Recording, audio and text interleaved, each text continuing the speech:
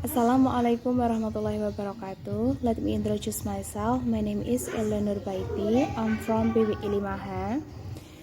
Now I make this video to fulfill my task in Praktik Keahlian 1 English Education Department, Fakultas Adab dan Bahasa Universitas Islam Negeri Raden Surakarta. Now my topic that I want to discuss is part of speech and language units. Let's move to the next slide. Okay, our topic here is parts of speech. The basic form in English is the word. It's very important to find out as much you can about a word when you learn a new one here. It is very crucial for the test taker to learn about the parts of speech. From the parts of speech, you will find out how the verb function or works. In English, there are 8 parts of speech. There are nouns, pronouns, adjectives, adverbs, prepositions, verbs, conjunctions, and interjections. Here, number 1 is nouns. Noun is the name of person, place, thing, or idea. For example, Jenny, London, table, dog, teacher, city, happiness, and etc. An example of the sentence here: Mary uses pen and paper to write letter. If we can indicate it here, Mary, pen, paper, and letters as nouns here. And number 2, we have pronouns. Pronoun is used in place of a noun or noun phrase to avoid repetition. For example, I, you, we, there, he, she, it, me, us, them, him, her, and etc. For example of the sentence here, I want her to dance with me. Now, I, her, and me, it is there are as pronouns here. Now in the slide, for number 3, we have adjective. Adjective describe, modify, or give more information about a noun or pronoun. For example, big, happy, green, young, fun, crazy, and etc. Example of the sentence, we have the little girl had a pink bag. Little and pink, there are as adjective here. Now, adjective describe or give information about noun here. What is the noun in the sentence? The noun is girl and bag here. And for number 4, we have adverbs. Adverbs describe a verb, an adjective, or another adverb. Many adverbs ended in ly or ly. Example of adverb here: slowly, quietly, very, always, never, well, tomorrow, and etc. Example of the sentence: yesterday I ate my lunch quickly. Yesterday and quickly, there are as adverb. Okay, next number 5, preposition. A preposition shows the relationship of a noun or pronoun to another word. They can indicate time, place, or relationship. For example, at, on, in, from, with, near, about, under, and etc. Example of the sentence here: I left my keys on the table for you. Nah, we can indicate on and for here as prepositions. And number 6, we have verbs. Verbs shows an action or state of being. A verb shows what someone or something is doing. For example, go, speak, run, eat, play, live, and then walk, have, like, are, is, and etc. Example of the sentence here: I like Woodward English. I study their chart and play their games.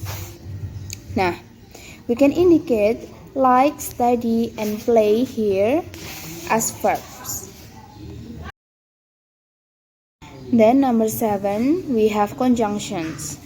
Conjunction joins two words, ideas, phrases, or clauses together in a sentence and show how they are connected.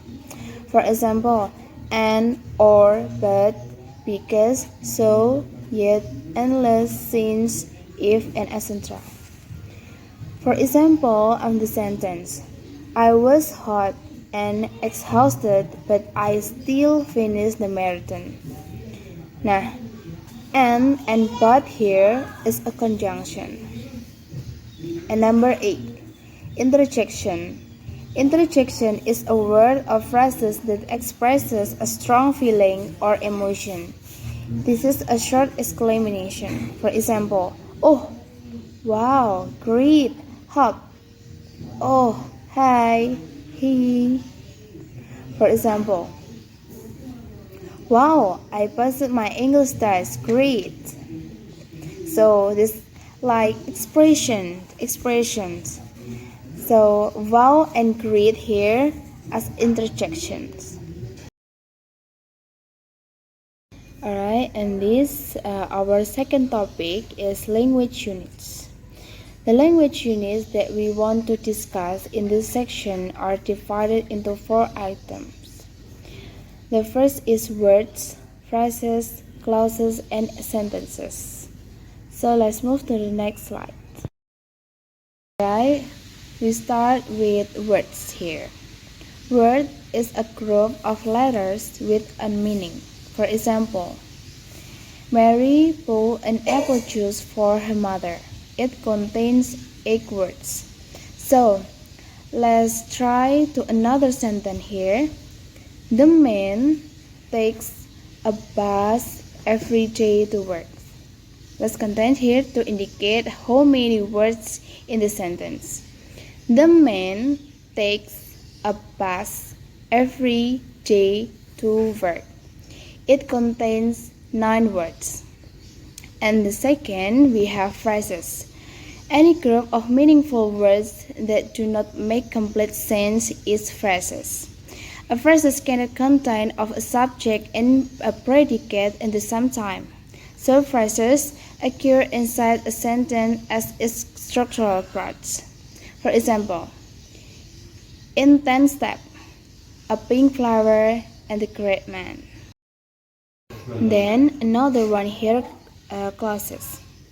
Clause is a group of words, but this group must contain a subject and predicate. For example, George wrote a letter. If we can identify George here as a subject, and word is verb to from write as a predicate. And then another sentence here. She drinks a coffee every morning. She as a subject and drinks as a predicate. And next, sentences. A sentence is a collection of words that make a certain intended sense.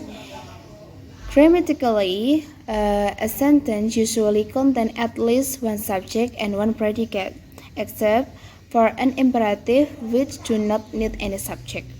For example, but that you should know if sentence must start with a capital letter and ended with a punctuation. For example, I like him because he is smart, tall, and handsome. And the second sentence, open the door. And then the third sentence, do you want to bring my book? Okay, I want to explain every sentence here. If you see the first sentence here, at the last sentence for the first sentence, you see it is a full stop. And the second sentence, at the end of the sentence, you see this is a exclamation mark. And the third sentence, in the end of the sentence, You see it is a question mark. Nah, alright everyone, I think enough in this session. I'm so sorry if I have a mistake for this explanation. Thank you for attention. Wassalamualaikum warahmatullahi wabarakatuh.